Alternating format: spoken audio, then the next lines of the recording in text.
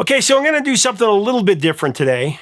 This is probably one of the most difficult episodes I've ever made on this channel, but it's one that I hope will provoke a real discussion and some deep thoughts. So one of the main reasons rock and roll hit so hard when it exploded in the 1950s was because it wasn't just about music. It was rebellion. It shook up the stiff, clean-cut norm of the time and brought in something wild and loud and full of swagger.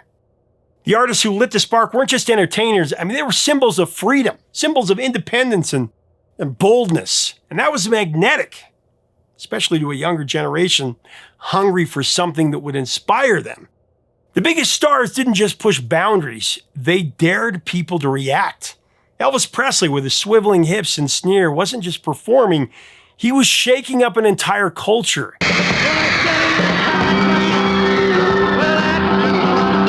And then later bands like the Beatles and the Stones stirred controversy, with at nearly every turn, whether it was for their long hair, their thought-provoking lyrics, or just the idea that they were bigger than pop music itself. Make no mistake about it, rock and roll was never meant to play it safe. That's exactly why it mattered. Rock artists have always walked the fine line between rebellion and chaos, brilliance and self-destruction. It's not just their music that had an edge, it was really the way they lived. Loud, unapologetic, and often dangerously close to the line society draws. But some cross that line completely. For a few artists, the very traits that made them iconic also led them into controversy so deep it overshadowed their talent altogether. Some found themselves tangled in criminal allegations, others in full-blown legal battles. And whether or not they were ever found guilty in a court of law, the court of public opinion often delivered the harshest verdict. Doubt settled in. Reputations cracked, and in some cases, the music once celebrated was silenced, or as it's commonly referred to today, canceled. In this episode of Professor Rock, we dive into the stories of 5 artists whose legacies were stained by scandal. Artists who went from beloved to blacklisted, including one song that used to be as played as Bohemian Rhapsody or Don't Stop Believin'. But because of its creator's actions, it's gone forever. Coming up next, artists who went from chart toppers to cautionary tales in a very serious episode. Hey music junkies, Professor Rock, always here to celebrate the greatest artists and the greatest songs of all time. Maybe not the greatest artist today. Man, this is a tricky episode, one of the most difficult I've ever had to do. But it was an article that I read, and I decided to talk about 5 artists that completely destroyed their careers by their actions. And this one is going to be tricky to talk about on this particular platform due to said platform punishing creators for saying certain words, even though the way I'm using it today, or most of these creators use it, is in a documentary style or a news fashion. But if you bear with me, I think we can make it all the way through these stories without a problem. First, I want to start out with an artist. He was the biggest artist ever, and then he was a pariah. One of the most celebrated yet controversial artists of the rock era, Michael Jackson, the king of pop.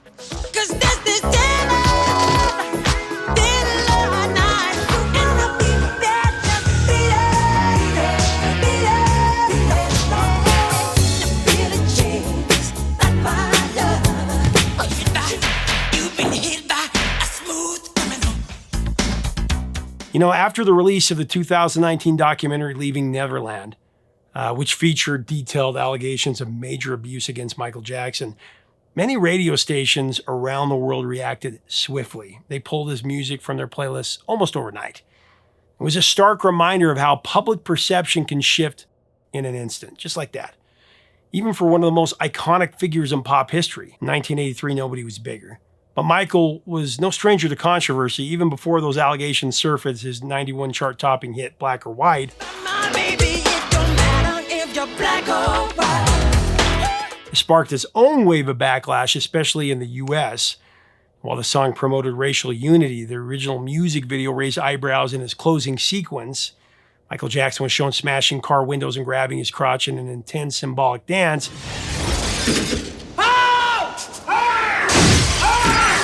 But the aggressive imagery didn't sit well with a lot of viewers, and as a result, some broadcasts edited or restricted the video, marking yet another moment where Jackson's artistic expression collided with public discomfort.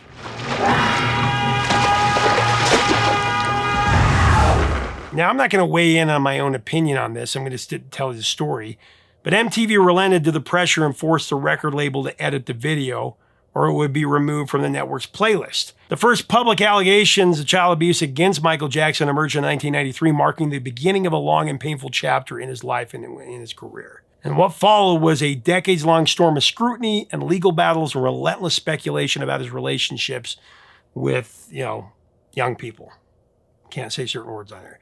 The accusations did just stain his reputation. They cast a shadow over everything he'd ever created. As the controversy grew, radio stations began quietly pulling his music, and airplay of his once dominant catalog dropped sharply. From that point on, the scandal became a defining part of his story, one that would follow him until his tragic end. MJ was never convicted in court, and years after the documentary Finding Neverland, you still hear Beat It or Billie Jean, but Black or White has not come back on the radio. Seems to still be that major hit of his that the stations won't play, and a lot of people say it's because Macaulay Culkin is in the video and he's a kid. Anyway, I don't know.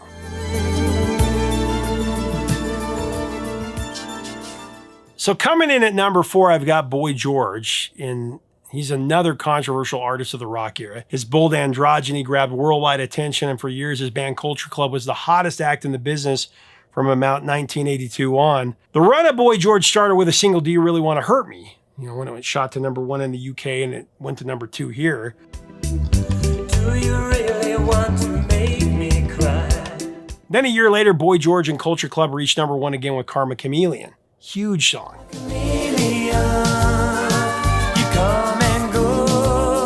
Fast forward to 2008, Boy George, his real name George O'Dowd, was sentenced to 15 months in prison for one of the most bizarre and disturbing incidents ever linked to a pop star. At the age of 47, the former Culture Club frontman was found guilty of falsely imprisoning and assaulting a 29-year-old Norwegian model and escort named Adun Carlson. The events unfolded back in April of 2007 when Carlson visited George's London flat. He was under the impression that he was there for a photography session. Now, according to testimony, the two had taken drugs and engaged in a photo shoot without clothes. Unusual, but not criminal. But then things took a dark and unexpected turn. George reportedly left the apartment claiming he was going out to buy milk and cigarettes, but when he returned, he wasn't alone. Alongside him was an unnamed associate. He confronted Carlson, accusing him of trying to hack into his computer, and that's when the situation spiraled out of control. Carlson told the court that George suddenly turned violent, saying, "Now you're going to get what you deserve," before handcuffing him to a wall fixture and striking him with a metal chain. He later returned with a box of leather straps, chains, and toys of certain kinds, escalating the already surreal scene into something straight out of a psychological thriller. Carlson ultimately managed to escape by breaking free of the wall fixture and fleeing into the street. Even now, it's one of those stories that sounds almost too bizarre to believe. A famous pop star, drug-fueled photo shoot, accusations of hacking, handcuffs, and chains. It's a kind of tabloid headline that you'd expect to fade into urban legend. But this really happened, and it sent George from the heights of 80s pop stardom to the harsh reality of a prison sentence. After Boy George was sentenced, his music, and the music of Culture Club was banned from radio, and it left the radio dial for a good 10 years before finally coming back a little bit slowly. And then this incident came back into the X sphere, the Twitter sphere, recently when Boy George and Harry Potter author J.K. Rowling got into a row, and she brought this up again, and so it's back out there now. Anyway, coming in at number 3, our third story is about a true guitar legend, and arguably one of its greatest lyricists as well. Talking about Pete Townshend of The Who, known for his blistering riffs and his deeply introspective songwriting, one of the best ever. Townshend helped define a generation of rock.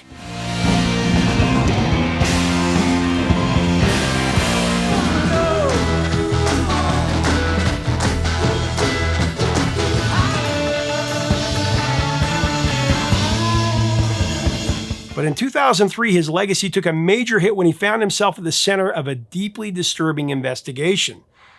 Though Pete was never charged with possessing exploitive pictures of children, and he was actually cleared of any criminal wrongdoing, the incident still had serious personal and professional consequences. He'd actually accessed a website known to contain such images, which he claimed was part of his personal research into these types of images, an issue that he said he was investigating due to his own experience or sad experience of abuse when he was younger. While investigators found no illegal material on any of his devices, British authorities issued him a formal police caution, due to the nature of the site that he visited.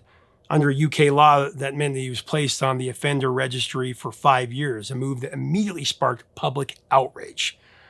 And the backlash was swift. Children's advocacy groups and charities condemned the situation, some questioning whether the legal response was too lenient. Protests followed him, at live shows, public appearances, and for many, the controversy lingered long after the legal case was closed. It was for sure a complex, uncomfortable chapter in the career of a man who had spent decades writing songs about alienation, trauma, and the struggles of the human spirit, only to find himself at the center of a firestorm that he just couldn't fully explain away. Radio stations removed some songs from their playlists. Most notably, My Generation was the one that got hit the hardest. But a decade after, it seems that all of his music is in normal rotation and his image has survived this.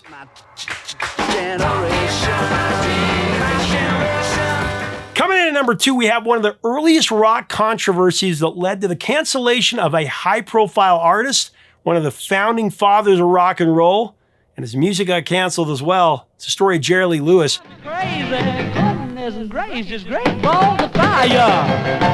In 1957, Jerry Lee Lewis, nicknamed The Killer, was riding high. The wild-haired piano man from Louisiana had taken the music world by storm with his fiery, reckless energy and explosive hits like Whole Lotta Shakin' Going On and Great Balls of Fire.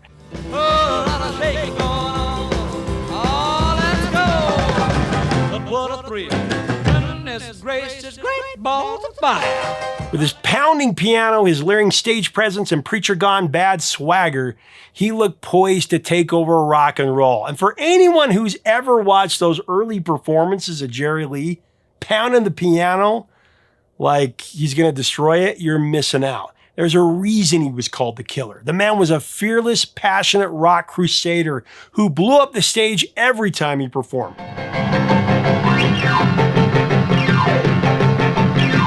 Great Balls of Fire, released in November of '57, was a huge sensation with its rollicking rhythm, its pounding keys, and barely restrained sexual tension.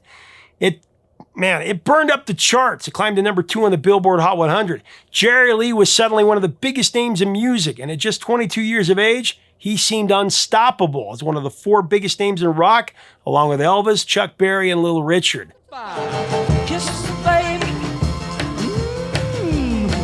But that all came to a screeching halt in May of 1958 with one shocking revelation. While embarking on a tour of England, reporters began asking about the young girl that was traveling with Jerry Lee. She was calling herself his wife.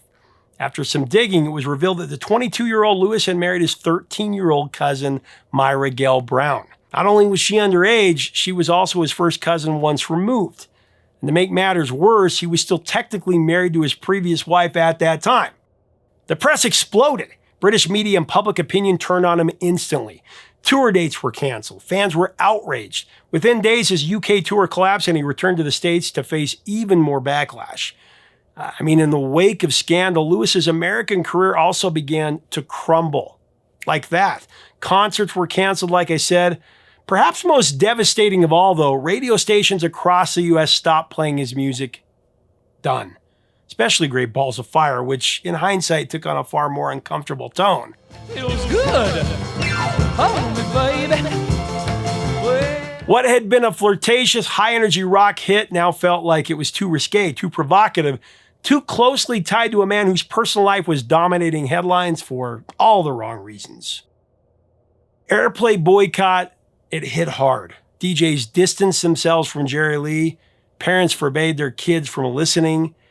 He'd gone from a chart-topping star to public disgrace in just a matter of a week or 2. But it sure is fun. Come on, baby. It drives me crazy. But Jerry never truly disappeared. He kept recording, he kept performing, especially in the country music scene. His mainstream rock career, it never fully recovered from this scandal. He spent much of the 60s and 70s rebuilding his career in honky-tonks in southern music circuits, little clubs, finding a second life as a country artist, but his early momentum, that was completely lost. We can talk all we want about legendary key pounders like Elton John and Billy Joel. I mean, Billy Joel's one of my favorites.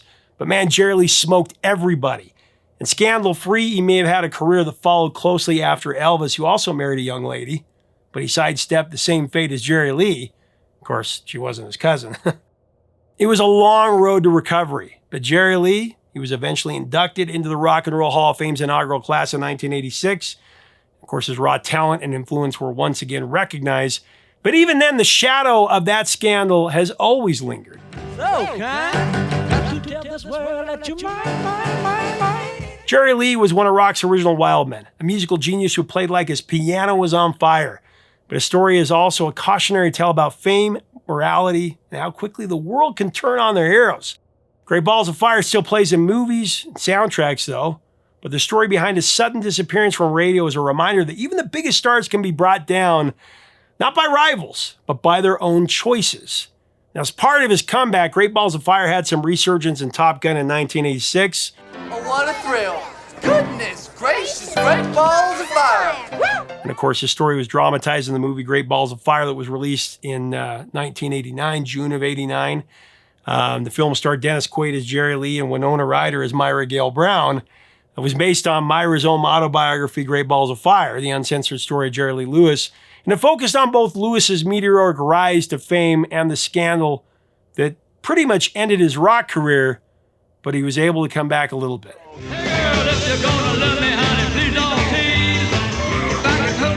Our number one today is a very disturbing story.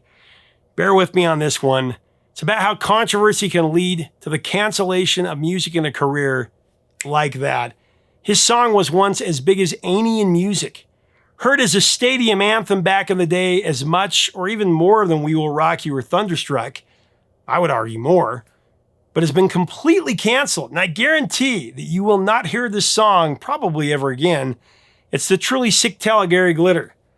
And the focus on his track Rock and Roll Part 2 that went to number 7 on the Billboard Hot 100 and number 2 in the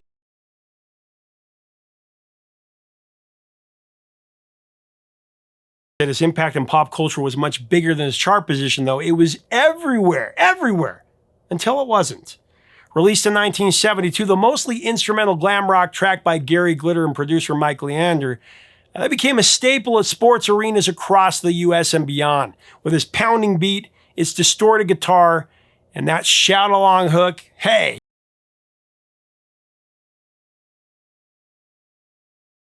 It was the go-to anthem for touchdowns and slam dunks and home runs and game-winning goals. And it wasn't about the lyrics. I mean, there weren't many. It was about the blood-pumping energy. Like you, I heard it at every game or sporting event that I've ever been to, till it was erased from our culture completely. And I'd bet everything I own, it's not going to be back.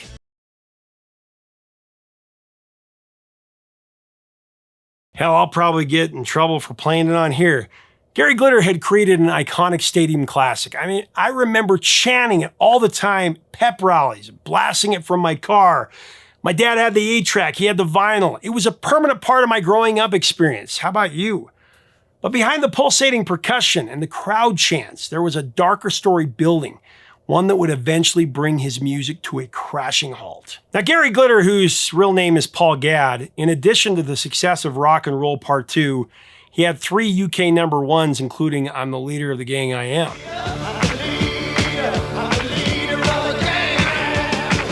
Now, in 97, Gary Glitter's fall from grace began when he took his laptop to a computer repair shop in the UK. And then a technician found thousands of disturbing and illegal images on the hard drive. He was immediately arrested, charged, and eventually convicted of possessing indecent images of underage individuals. Sorry, gonna have to be careful what words I use on here. That alone might have ended most public careers, but for Glitter, it was just the beginning. In the years that followed, far more serious accusations emerged. Glitter was convicted multiple times for abuse of minors, both in the UK and abroad. In 2006, he served time in a Vietnamese prison for this. He was deported and barred from entering several countries. By 2015, after returning to the UK, he was sentenced again, this time for historic child abuse cases dating back to the 70s. And the revelations were horrifying. The public outrage, it was rapid. The investigation led to inquiries over historic offenses committed by other celebrities, including former entertainer Rolf Harris. If you remember the song from 1960, Tie Me Kangaroo Down Sport. Also celebrity agent Max Clifford. Tie me kangaroo down, sport, tie me kangaroo down. As the extent of Gary Glitter's crimes came to light, Rock and Roll Part 2 was pulled from radio playlists and disappeared overnight from sports arenas.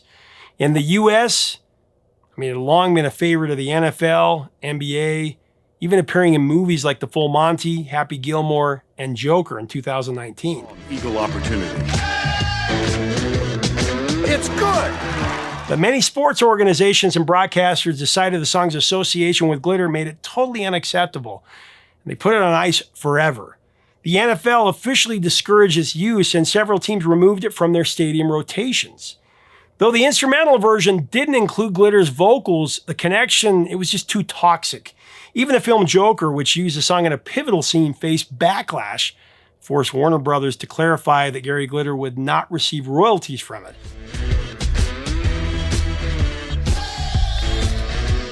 A song that every sports fan knows, that once brought tens of thousands of people to their feet, screaming in unison, has suddenly carried the stain of its creator's crimes. It became a case study in how an artist's personal conduct can forever taint their legacy and their creative output. And it did. Seriously, we've talked about dozens of taboo songs in past countdowns, from Brown Sugar by the Stones to three of Cher's biggest hits that I can't even say on this platform because of the titles.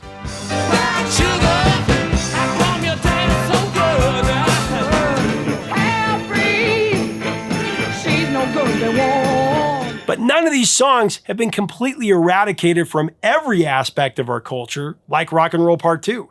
And it's truly sad and deeply disturbing that its creator is such a scumbag that he ruined one of the best rock anthems ever. Might have had the same resurgence as Don't Stop Believin' from Glee, or, Come and Get Your Love after its use in Guardians of the Galaxy.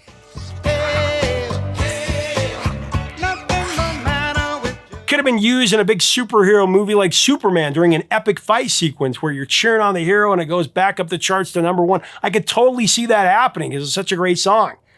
But now it's remembered just as much, if not more, for the monster behind it than the music itself. What was once a celebrated stadium anthem has become a stark reminder of how fast a cultural icon can fall and how far those consequences can reach.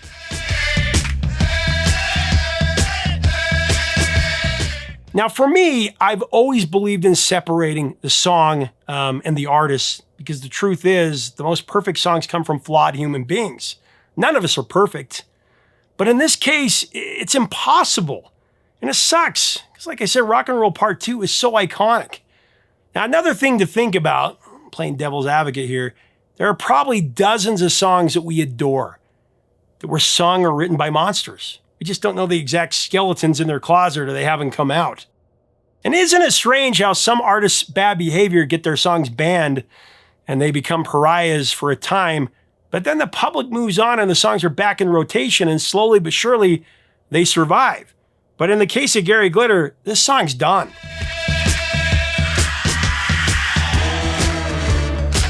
And then there's the song Do You Want to Touch Me by Joan Jett that she plays in concert and is played on radio a lot.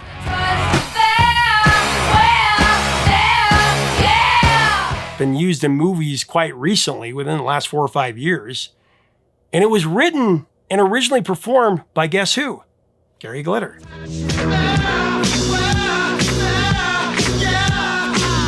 That one's kind of disgusting when thinking of the song's lyrics, from what we're talking about. But because it's a cover, I guess it's okay. Does that mean a Def Leppard or Bon Jovi covers Rock and Roll Part 2 would be okay? It's a valid question. Let me know in the comments. I love doing our yearly countdowns every Saturday, and I love talking about songs that deserve to be #1, #1 in our hearts, or Bottle Lightning classics. But every now and again, it's kind of interesting to talk about something thought-provoking like this, and to really think about the contradictions in our culture.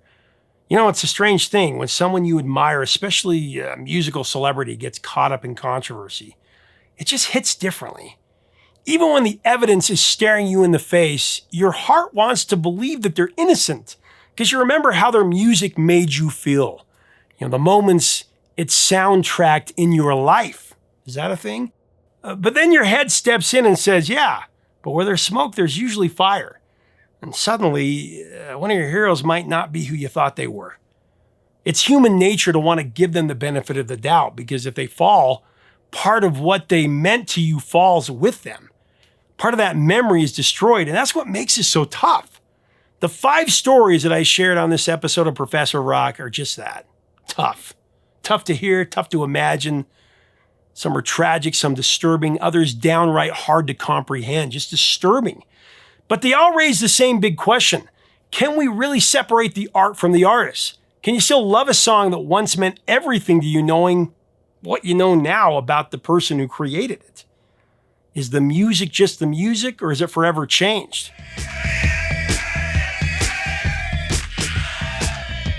Man, I look forward to a healthy discussion in the comments below. Again, very tough episode to do, and because there's so many memories tied to it. I think about Michael Jackson, in the case of Michael Jackson, where he was never convicted, and there's so many different opinions on both sides. But, everybody had a copy of Michael Jackson Thriller. So these types of scandals and things, they affect all of us. And like I said, nobody's perfect. You might be listening to somebody now you think's great, but they have a bunch of skeletons in their closet and you just don't know about it. So it's an interesting discussion, excuse me. So if you like our content, we invite you to subscribe below. Let's have a great discussion about it. I'd like to hear your thoughts on this. Till next time, 3 chords and the truth, my friends.